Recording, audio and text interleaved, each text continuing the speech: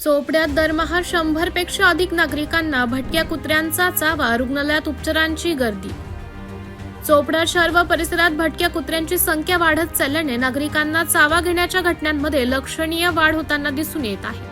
November महिन्यापासून ते 100 फेब्रुवारीपर्यंत चोपडा उपजिल्हा रुग्णालयात भटक्या कुत्र्यांच्या चाव्यामुळे उपचार घेणाऱ्या रुग्णांची तब्बल संख्या 542 इतकी नोंदवली गेली आहे।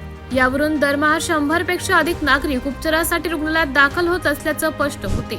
भटक्या कुत्र्यांचा चावा घेतल्यानंतर उपचारासाठी येणाऱ्या नागरिकांची संख्या मोठी असल्याने शहरातील स्थानिक प्रशासन भटक्या कुत्र्यांचा बंदोबस्त करण्याची अपयशी ठरत असल्याची चर्चा नागरिकांमध्ये होत आहे। दरम्यान भटक्या कुत्र्याने चावा घेतल्यास दुर्लक्ष न करता तात्काळ उपजिल्हा रुग्णालय येथे येऊन योग्य उपचार घ्यावेत असं आवाहन प्रभारी उपजिल्हा रुग्णालयाचे अधीक्षक डॉक्टर प्रसाद पाटील यांनी केलं आहे। नमस्कार, मी डॉक्टर प्रसाद पाटील, प्रभारी वैद्यकीय अधीक्षक उपजिल्हा रुग्णालय चोपडा। दादा, जसं आपण डॉग बाईटचं विचारलं तर डॉग बाईटच्या मागच्या नोव्हेंबर, डिसेंबर, जानेवारी आणि फेब्रुवारीचे आज तागायत आपल्याकडे डॉग बाईटच्या 542 केसेस आलेल्या आहेत।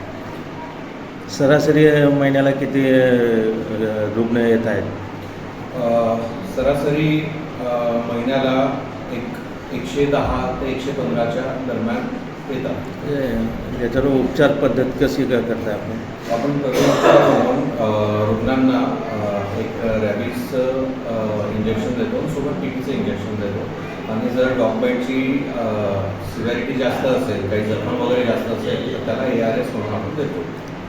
दादा, हे जे डॉग बाईट्स किंवा कॅट बाईटचे जे नागरिक असतील, हे जर अंगावर काढत असेल तर त्यांना काय आव्हान करू इच्छितं? जर कोणी रुग्णाला जर डॉग बाईट, कॅट बाईट झाला असेल तर त्यांनी काही विलंब न करता त्वरित उपजिल्हा रुग्णालय चोपडा इथे यावे आणि प्रथम उपचार घ्यावे, याशी मी आव्हान करतो। लोकनायक न्यूज